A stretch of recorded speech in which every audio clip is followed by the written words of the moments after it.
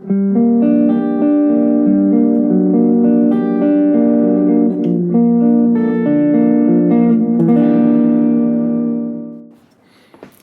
back to Shred and Soul. I'm Shred, aka Kevin Wood. And I'm Soul, aka Wind Hughes. We're excited to be back this week. We want to touch on some things we've mentioned in the last couple of episodes. And I first, though, want to talk about something that's on my mind from the headlines today. You know, in the last episode, we addressed a lot of the headlines, so I want to follow up. And that has to do with the drones in New Jersey. Trump had his press secretary announce today his findings as to what the drones are in New Jersey. And he says that the drones are authorized by the FAA for research purposes and other various reasons. And I just don't understand how they could possibly imagine that's a satisfactory answer. As we've said before, we have family in New Jersey, friends, my sister, nieces, so many people there reporting what's been going on for months now. And also here in California, other states in the country, and around the world.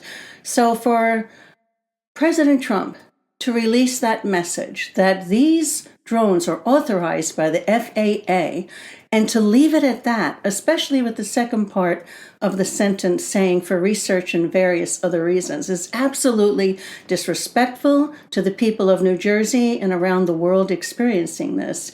And it doesn't address the orbs and other very strange activity that's been going on. So I know that for me, this is unsatisfactory. And I suggest that if you're interested in drones, you go to, if you're on Facebook, go to the group, the page called New Jersey Mystery Drones. Let's solve it. There are 85,000 members to this group, and you can see months worth of video, snapshots, and reporting.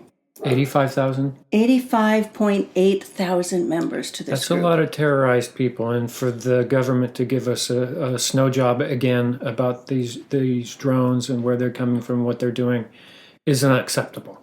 It's absolutely unacceptable, and we've seen them. We've talked about them in one of our previous episodes. Mm-hmm. And I know that people have been very, very frightened. So to think that the previous administration said these are absolutely not anything that our government has anything to do with.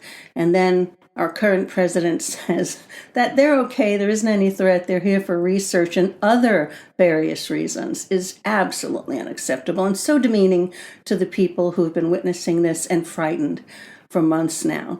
And we know that there's something else going on, and so many different ideas and thoughts have been proposed, and trying to explain why these drones tend to appear around military bases, and often, as we saw, accompanied by these orbs. And you'll see orbs floating around and moving in very odd directions. And if these drones are FAA approved, these drones have been shown to do things that no other modern craft that we know of has been able to do.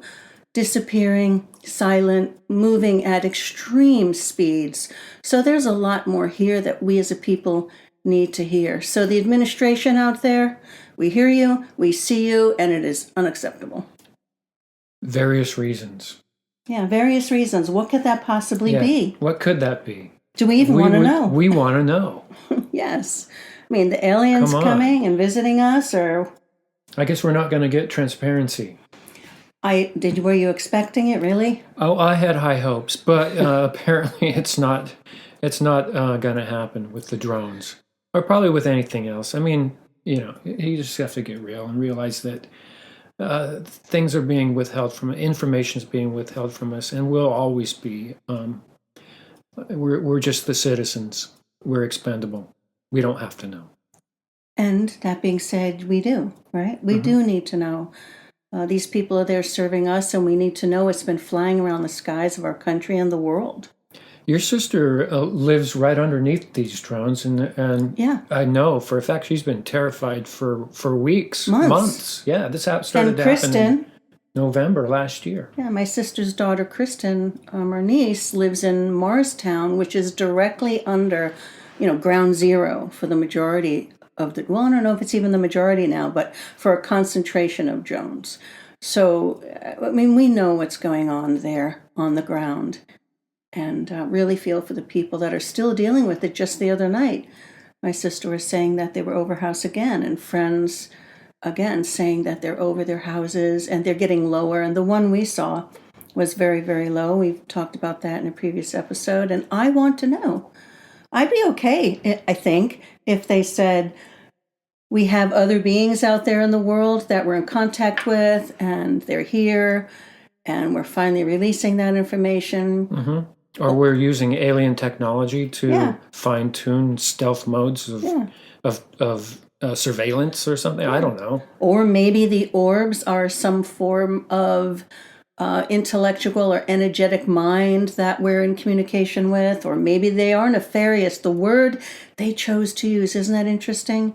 Every aspect of the legacy media used the same word, nefarious. Have you heard that word used in the news before or after? No. So something's being planted into the collective consciousness of us as a community around this sort of event. Nefarious. Nefarious. It's a new buzzword for drones. Yeah, nefarious. They're not nefarious. No, now they're not nefarious. They're approved by the FAA. Yeah. They were nefarious 2 months ago. So they're fine now. They're fine now. Mm-hmm. For a variety of reasons that we're not supposed to know. Yeah. So put your mind at ease. We can relax because the drones are approved by the FAA for doing various things. Yeah. And again, Mystery Drones, New Jersey Mystery Drones, if you want to get an idea of video and pictures and what the people there are actually feeling. You can hear their exasperation, Mm-hmm. Their stress around this, especially when you go back a few weeks when it was at its peak, maybe a month, and you could see that people were truly expecting an answer. People were hoping, and we're going to find out soon what this might be. And as time went on and they saw the BS around this and their politicians pulling back even their search and request for truth, they began to have more despair, depression, and stress around this. So I'd love to hear from anyone out there, Val or sister. You want to comment about what you've seen, and if you think that Trump's explanation is making you feel better, let us know. You can send footage to our email address, which is posted on our site here on our YouTube channel. And, shreddandsoul@gmail.com. shreddandsoul@gmail.com. all one word. All one word, lowercase. Lowercase, uppercase doesn't matter. Yeah. Okay. Yeah. Did we say our piece on that? I guess so. We're disappointed, to say the least, that our government would give us another snow job. Actually, it's a little bit more information than before, but who knows if it's true. It's more information than before, you think? Well, before they said that it was absolutely nothing. It was just private drones and hobby drones and mistaken airplanes. Well, what they did say also in the report today, beside it was FAA approved and there for various research and other various reasons, was that there were many hobbyist drones that were in the mix, and people with curiosity came with drones, and that's part of what this was. So if the FAA approved, then you would think that there would be a paper trail of who got approved and for what reason. And why would it even be considered acceptable if it was FAA approved that they allowed millions of people to be terrorized, millions of people to have For all months. kinds of fantasies about what this could be? And somehow, because it's FAA approved, that makes it acceptable for them to have treated their citizens this way? Absolutely not. That makes it almost worse. Yeah, it does. It's a snow job, and it's insulting. I think it's Very insulting, disrespectful. Mm-hmm. Yeah. Yeah. And they created no-fly zones over military bases and sensitive sites. What else did they do? They had curfews. They banned drones over certain areas because they didn't know what it was and they were concerned, and it was absolutely not us or any of our enemies, and they didn't know what it was. And yeah, So somehow this little sentence or two is supposed to make you feel better. It doesn't. No. You know, you'd think that if they were going to give us a bull story, that they could at least make it a little bit more elaborate. A little bit more entertaining? Yeah. All right, this is not entertaining enough. No, this is a real letdown. Yeah. Yeah, absolutely. Mm-hmm. So do you want to move on to ghosts and EMFs? Yeah. I want to talk about the EMF part first, if I EMF. can. I want to explain what it is and show you some of our gear. So EMF stands for electromagnetic field. And those fields are around us all of the time. And different countries have different levels that are deemed acceptable. For example, in Sweden, if it is above 3 milligauss, mg stands for milligauss. That's how one of the ways they measure EMF readings. If it's above 3 it's considered too much, and an advisory is presented if it's in schools or playgrounds, places that are publicly attended. They will post that, and I will show you in a minute how some of these readings are so far above that here and what's considered acceptable. So I'd like you to think about that, what's all around us all the time. And I actually have, you can see on my phone, can you see it? Let me cover my password. 2 little squares which are to mediate EMFs surrounding my phone. And here's the device. And the reason I'm bringing this up is this is one of the ways we are able to sense if there are spirits around. And we use them in the cemetery, and Kevin will cover that part. But this is an EMF meter. I'm going to turn it on. I have one on my phone as well. But I'm going to turn it on. And when it goes red, there we are already. Look at that. That is red, which means this is an alarming level of EMFs. Let's see if I can get it into milligauss. It's 86 volts. Yeah. So this is, by U.S. standards, an alarming amount of EMFs. It's picking up off of the microphone. Yeah. And I think a lot of times we don't realize that our microphones, speakers, electronic stuff that you have in the house, we're surrounded by it. Not to mention Wi-Fi signals, microwaves, you name it. We're being bombarded continuously. But we use this EMF detector to perhaps communicate or verify the presence of spirits. And here's an easy one for you if you don't want to buy this little device. I have downloaded an app called Entity Sensor Pro, I believe it's called. And we have Androids, so you can download it on your Android. And I press the little green arrow, and you can see, I don't know if you can see it. No, you can't see it. It will turn into red if it's at, right here, we go yellow just below red, if it's at dangerous levels. And you can't see our computer, but if I put it by the computer right now, it says 460, 470. If I put it by the computer, it would go to 3,000, 10,000. And the acceptable levels are so much lower than that. So you can go through your house or the cemetery if you want to pick up. Remember, we used that. We went to a vacation rental in Taos. Yeah. And there was a room that was just creepy to begin with. And in the corner of that room was a Ouija board. That Ouija board was in the box. And we walked into that room and instantly started to feel the hair rising behind your neck, on your arms. We brought that EMF detector in and held it in the room and walked around where the Ouija board was set up with a mirror in the corner of the room. For some reason, a mirror right behind it. Yeah.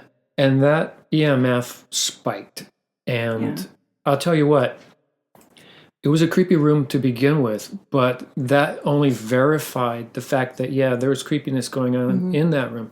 And during the night... Can we show that video when we do our video posts in this episode? We'll put that video. We'll put that video in this episode, as a matter of fact. What happened is we went in, as Kevin was saying, and we felt it in this room.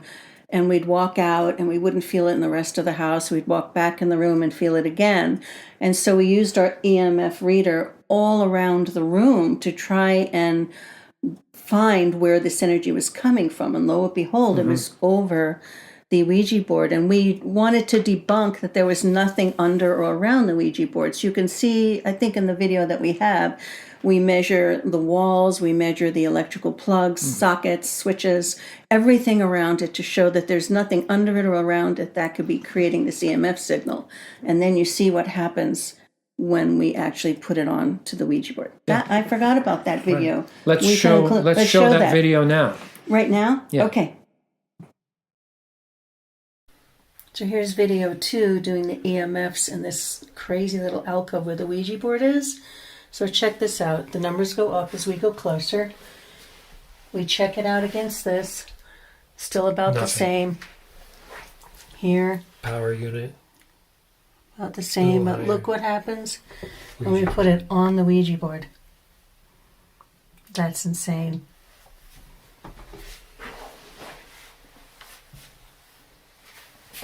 Should send me that video. All right, I'm covering it up. Well, you can see from that video that we weren't kidding. Yeah, and the creepiest part about it was that at night we were sleeping in a room adjacent to that room, and in the middle of the night, shadow figures. Yeah. And you could feel the presence of something. Dark. That was a dark presence. It was a dark presence, and I don't think that we left there with any attachments. No. But it was definitely. But we did a surrounding, and we closed the doors to that room and smudged, and we did a lot of protection. We never opened those doors again until the last day when we had to take the pillows and stuff we had propped against the doors and barricaded. Shut. And we had the Ouija board we stashed away somewhere, so we had to bring it out and put it back where it was. That's the only time we opened that room again. After that. Yeah, so there you have it. I forgot about that one. Yeah. Well, we went to the cemetery over the weekend, and I was using the EMF detector, the standalone version, and I went into a mausoleum, and I could feel that tingling sensation, and it was near the corner of the mausoleum against the back wall. I turned it on, and this thing spiked. Unfortunately, I don't have video of that happening. It kind of took me by surprise, actually. We were there with Justin, my stepson, Wynn's son, and he mentioned that there was an electrical line running behind the mausoleum. So I thought, well, that could be an explanation for this thing spiking.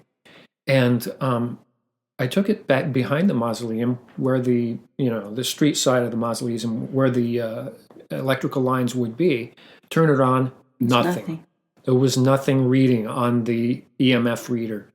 I went back inside the mausoleum to where the tingling sensation was, and sure enough, the thing spiked. There was something there, and it felt odd. I didn't even want to go back in that room. It did feel odd. I actually asked for the identity of the presence. And after I did that, I had this feeling of dread, and I thought, you know what? I'm going to get out of here. Unfortunately, there's no footage of that, but you have to take my word for it. It was on the creepy scale. Yeah. Well, we have footage of some other things that happened, and I'll introduce this one, and I'd love you to describe it, and then we can show the video of it as well. Well, we walked around the cemetery with our EMF reader going, and then we also had our Ovilus with us, and when we found something of interest, we would stop and use our EMF reader to see if we had a spike, and then we'd also use our Ovilus. And a couple of sites were very, very interesting. But this one in particular was a little odd.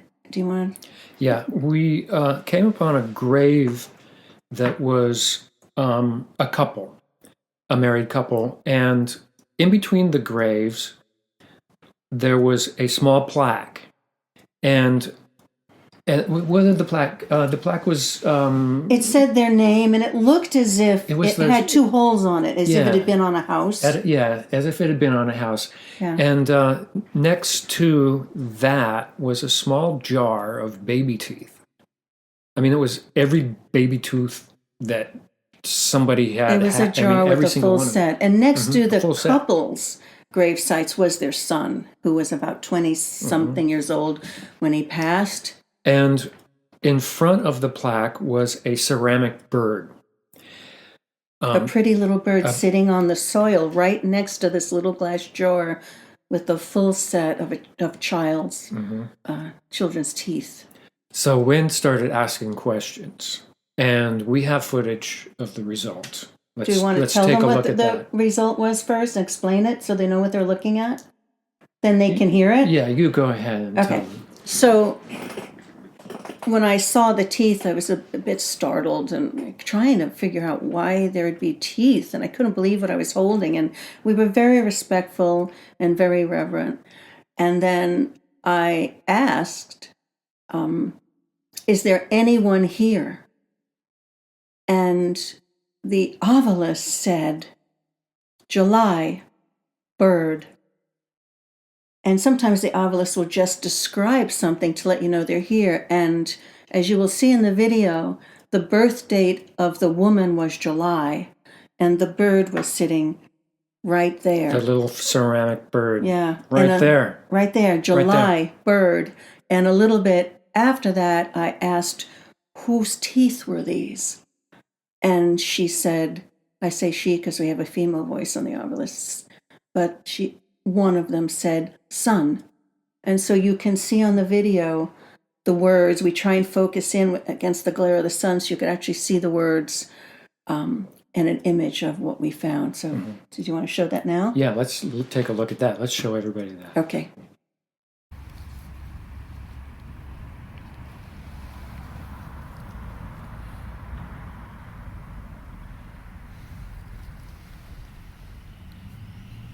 Thing said bird, didn't it? Right there. Yeah, July, bird. I can't get it. Can you get it? Oh, yeah, there it is. Iron, birds, July. Let's take a video. At the cemetery, and here's Shirley, who was born in July, with a little bird, and next to it, a jar of baby teeth, and what looks like her husband. And the Ovilus said, I can't get it to show, bird and July. Developer. Son. Son. We asked if it was their children's teeth. It said son.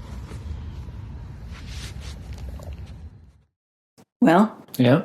That one, there's no doubt about that one because you saw the footage of that one and the jar of teeth and the bird right there and the July on the grave site, and you can see the words in the Ovilus saying son, bird, July. So these are unexplainable in a way, but they totally make sense. Explainable in that they were there. Yeah, some graves do, some graves don't. It's odd that there would be, the dates on these markers were not like yesterday or not extremely fresh. I think the day of death on the man's was 2007. Yeah. I think it shows that in the video. Nearly 20 years ago. Yeah, so it was a while. But in a cemetery, you have lingering imprints of the spirits and the beings that were there. And if you stop and interact and have a way of perceiving, you can often have an exchange. And I just chatted on for a little bit more.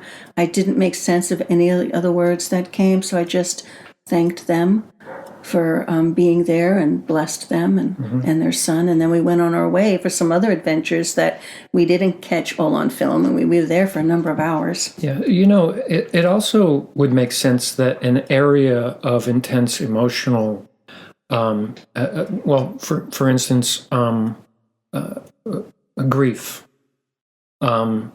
for the departed at a cemetery where the graves have been visited and decorated and are not being left alone, and so being visited and sharing the grief in that space could leave an imprint. And I think that going to graves that have fresh visitors, or visitors that look like they've been back numerous times, probably would be the thing to look for if you're going to go to graveyards and search for evidence of the other side or communications with the other side. It only makes sense that that would be an imprint that would be left in the area. Yeah. And as we shared in a previous episode, we enjoy going to cemeteries. And one of the reasons for me is when you're walking around a cemetery, realizing that everyone there is passed. These are bodies of people who had full lives, family members, traumas, dramas, all of the things, joys, ecstatic moments, all of the things that make our lives whole and full are done. And for many of these, their kids, their grandkids, they're all gone too. And there's this transient sense of life and yet this sanctity of life. And for me, it's always the reminder that this physical form is really, really short-lived.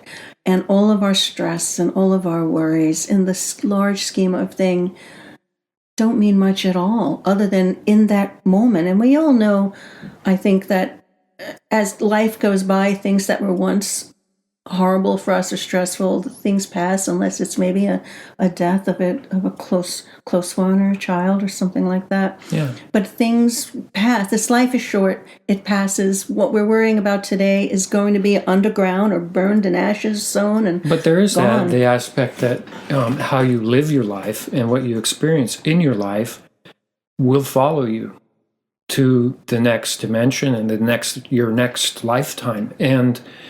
And so I think it's your responsibility to acknowledge that, yes, it stops, but I think it's important to prepare yourself for your eventual demise. And in that, you don't want to take with you things into your next incarnation that are going to affect you in a negative way or affect other people.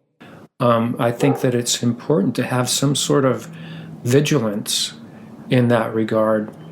And we all are mortal in this time frame, but our immortal parts are the parts that we don't want to bring our dysfunctional attitudes or destructive behaviors. That's Shiloh, our neighbor's dog, just saying hello. So could you maybe share, what do you mean? Like, what is your sensing and belief around taking things on to the next? Well, say you have a bad attitude and you just, you're full of angst for some reason, triggered by certain things, or unable to get past a certain obstacle of your mental construct. You pass away, that feeling is still with you. Just because you die doesn't mean that you're going to get a fresh start. You need to make sure that you're getting ready to go to the next level and progress and evolve spiritually. If you don't, then you're just doomed to repeat the same mistakes the next time you're back here. So you're saying that you believe in reincarnation? Yeah. That's kind of, you have to believe in reincarnation for that to make sense to you. And I'm not like a practicing theologian, or I don't practice at one particular kind of religion, but I think that makes a lot of sense. I mean, even if it's not true, dealing with your inner angst and these demons is important during this lifetime, regardless of whether you believe in reincarnation, you get reincarnated, you have the same problems, or not.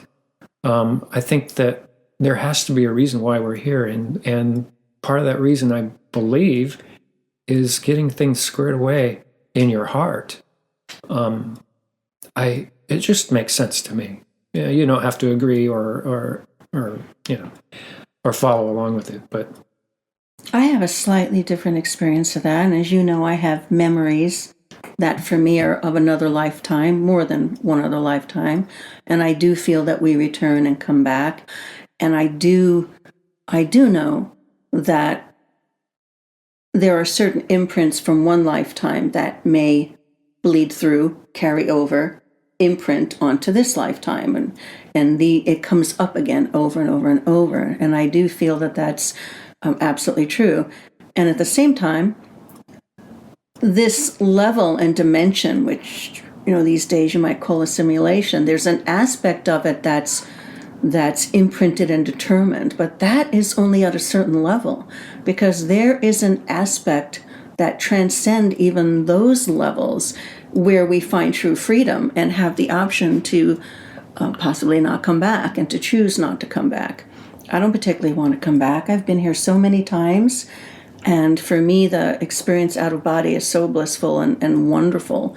The only way I would come back is if at that moment I felt I had more service to provide, but in this moment I feel as if I've completed what I'm here for, and even including service in my life. And I feel this simulation is laid over, and part of the simulation is this belief in reincarnation, that we have to be here to burn it all off. And many traditions speak of that, Hindu traditions, Buddhist traditions, even the Gnostics and the early Christian Catholic traditions speak of that, though that's been removed from the major teachings. So I do feel we do bring stuff forward at the level at which the imprint carries forward, but there is a place where we can transcend the hold that those things have on us. And that's my true. experience. And I agree with you 100% in that you could live your life lost. You could live your life in a way that would be destructive or to yourself and to others. But if you see the light at the end of the tunnel and it clicks, you could be redeemed immediately and not have to come back. But I don't think that happens. Do you want to come back? Incredibly often. If you have the choice this time around, do you want to come back? I kind of do. But I want to have a little bit more mastery of my situation next time. That just made me think of a sort of a tangential memory. I was performing a wedding for a couple. I'm a minister, and I do, at least I used to, I haven't done it in a long time, officiate weddings. And there was one couple, a wonderful couple, and the night before the wedding, they called me at 11 o'clock at night. And I always work with couples to create their vows, because vows are words of power. It's the first place where we set the intention of our relationship out into creative law. And so I sit with folks a lot and go over their vows and make sure that the vows are truly reflecting their intention. And one person in this couple wanted the vows to say, how did it go? Something to the effect of, instead of till death do us part, for now and on through eternity. And the other partner didn't feel comfortable saying that. They wanted it to be for this life and a commitment to what the lessons were in this life. And it created at 11 p.m. at night a conflict for this couple. And they knew that they could call me if anything came up at the last minute, which it did. And so we had to walk through what that actually meant. Are we meant to be together through eternity? Are we meant to be together this lifetime? And do you want to... The one partner that didn't want to say that felt that they couldn't predict by the end of their life what would serve their soul the most. If it was to go forward with their partner this time, they would love that. But they didn't want to put constraints and limits on whatever their soul was to experience. And so I think that idea of reincarnation and coming back impacts people in so many ways. And I know that's sort of not exactly what you were talking about, but that memory just flashed across my mind. It does make sense, though, in that if somebody were to say that to me, I would probably say, well, that's an awesome sentiment. But at the end of the day, at the end of our lives, it might not be what happens, because we see our lives and our experiences through this filter of living here on Earth in this form. And we get blinded by that a lot. And we can have all of these romantic notions about what might happen, what's going to happen, but you'll never know until it actually does. And hey, we do know, though, I mean, we have anecdotal evidence that people who are within close proximity in relationships have familiarity that transcends lifetimes. Like little kids will say, like Mayana, our granddaughter, saying to you, "Do you remember when I was your..." Yeah, where What she did was she say? she was maybe 2.5, maybe 2.5, 3. I think younger though, 2.5. And she was highly verbal, very young. And we were walking, holding hands through the woods by her house. And she calls me Omi. And she looked up at me and said, "Omi, do you remember when I was big and you were little?" And I looked at her and I said, "No, I don't remember that." And she said, frustrated, "Yeah, you know, when I was big and you were little." And I said, "No, I don't remember that. Can you tell me, what do you remember? And who were you?" And she said, "I was your mommy." I said, "And who was I?" And she said, "You were my little girl." And I asked her, "Were you a nice mommy?" And she said, "Oh, yes, I was." And I said, "Was I a nice little girl?" or something to that effect. And she said, "Yes, I was." And I said, "Was there anyone else there living with us?" And she thought about it and said, "No, it was just you and me and Bashi," which was her little stuffed rabbit, lifelong buddy. And in that moment, she truly was remembering, and it was so precious to know that we've gone through these lives together, because we're really close in this lifetime too. And dreams can reveal these things as well. Before my daughter was born, before Clara was born, I had a dream where a man came to me and revealed to me that I'm gonna be your daughter. And this man was familiar in some way, but I remember it like it was yesterday. And you know, where's that coming from?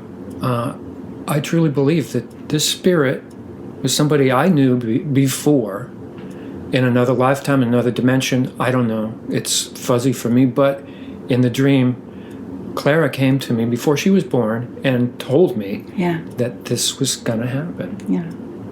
We know, just like how when we were both on Bainbridge and didn't really know each other, we knew who we were, and we had these run-ins, and we had that sense of something in the future. Yeah. You know and you remember.